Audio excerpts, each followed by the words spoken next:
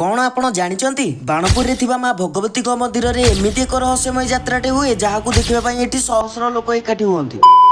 तो आज थिला अश्विन मासर अमावास्या तिथि आउ एई दिन रे मां भगवती एवं मां बिरिजांकर भेट हुए सेति पई एहाकू भेट मासे मध्ये कुआ जाय। तो आमे भी डेरी न करी पहुंची गलु दक्ष प्रजापति को मंदिर ठीक कारण एठू ही यात्रा आरंभ हबो। मंदिर भितर को जाऊ जाऊ एठी हमकू छेनापड़ा पीवा पई मिलिला आउ याकू पी सारी किछि समय अपेक्षा कला परे मांकर आगमन हैला।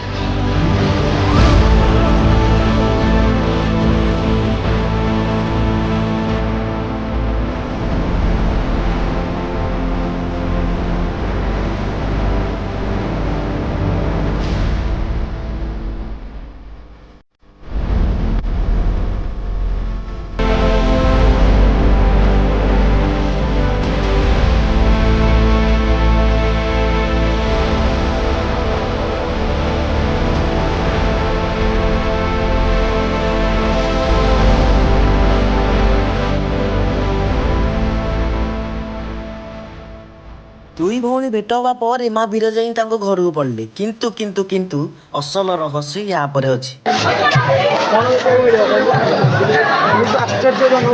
आश्चर्यजनक दृश्य देखा मिले बोली कहउछले हम भाई आउ से आश्चर्यजनक जिनसटा कोन जानिबा पई मां को पछे पछे तांको मंदिर जाई पळे आसिलु। माने एबे मां जो आसिले मां मंदिर को एबे आछंदी तापर एबे सब कोन कोन हबो ठीक कहि भगवती घर एठू आज्ञामाळ जो आज्ञामाळ गला परे आमर आज्ञामाळ जो रंगनाथ मंदिर रंगनाथ मंदिर ठू आज्ञामाळ नहीं कि जीवे बड़ीजनाट हम सात बकरा करे से गोटे माने दक्षिश्वर मंदिर की माँ जो आशीर्वाद जो सेवायत मैंने अच्छा से काठी नाच आज हुए काठी नाच होगापर सेठू दक्षिश्वर मंदिर जा सात बकरा करे आज बड़ीजनाट हम परिचय आज।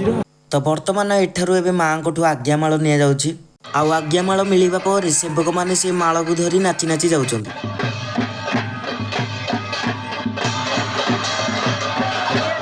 आउ एठू ही बलिजेना को से सात बखरा घर को निया जीवो जहार कथा आउ टिके पूर्वरु भाईना हमकू कहउतिले आउ सेठी ताको बलि दिया जीवा परे तार प्राण वायु तो पळेबो किंतु मार आशीर्वाद रे से पुणी जीवन दान पाई तांको घर को पळेबो। आउ गोटे आश्चर्यजनक कथा हला से केते बेले उठिबो आउ केमिति जाई कि तांको घरे पहुंचीबो सेई कथा आज जाय केही भी जानि नाहंती कि केही भी आज जाय ताको देखि भी पारि नाहंती। तो या पछर रहस्य केवल मां को ही जणा। तो आशा करूची भिडियोटी आपनको भल लागिथबो भल लागिथिले गोटे लाइक करिवे पुणी देखाबो गोटे नुवा भिडियो रे सेते जाय बाय।